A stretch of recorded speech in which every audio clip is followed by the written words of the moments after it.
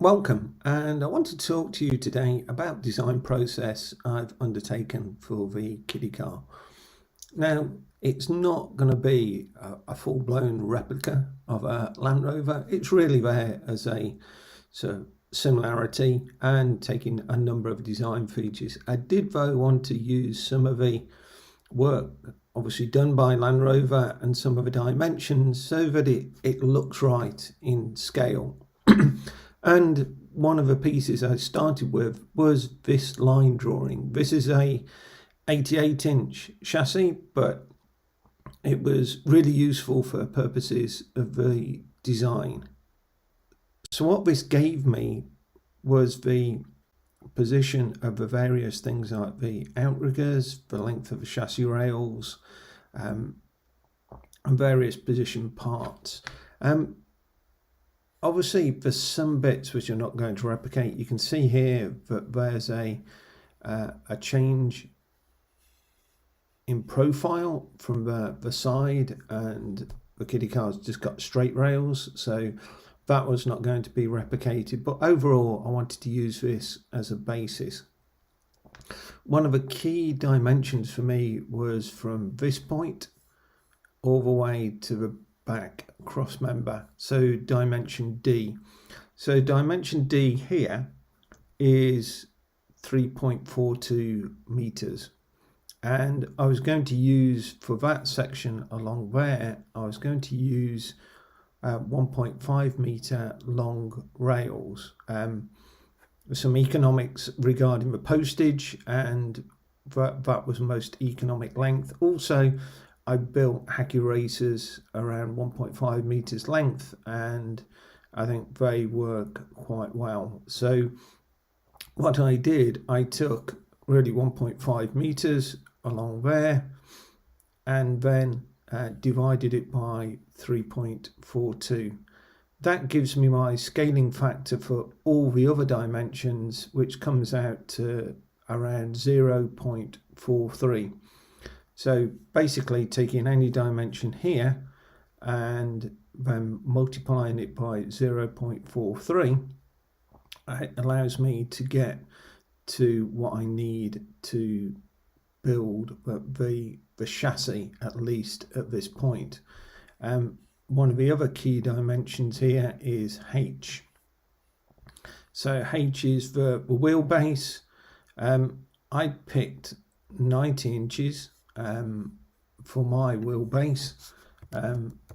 So it's a little bit of a mix of 88 and 90. So if I just take 90, multiply it, so that's 22.86, and multiply it by the scaling factor, I now get a wheelbase of 982. So overall, that's the other key dimension, is the length from there to there and the distance roughly between the axle points there.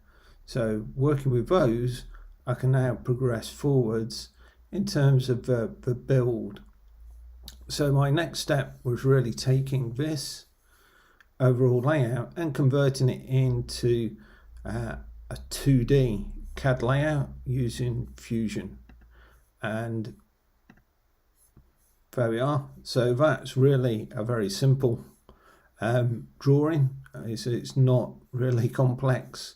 You see here, but it helps really with the layout. So you see things like the outriggers, the chassis rails, the rear cross member.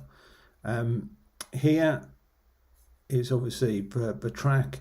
Now I'd already got a spare axle, so I was using that. So that pretty much set the width of the vehicle, and it was roughly from face to face, I think around 74 centimeters. So I used that there, and that, obviously that set the distance of the cross member.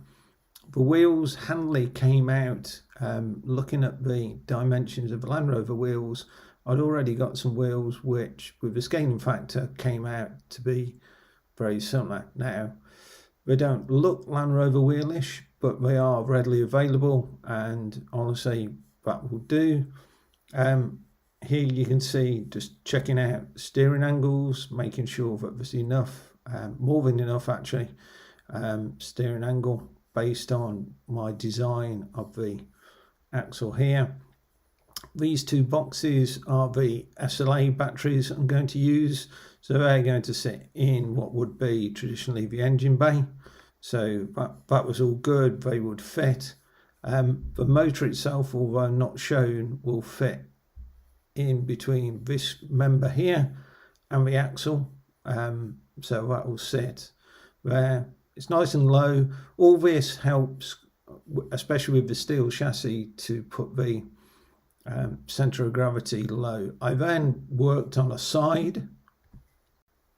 So I worked on the side. This was a little bit more tricky but I did find a 3D model of a Land Rover.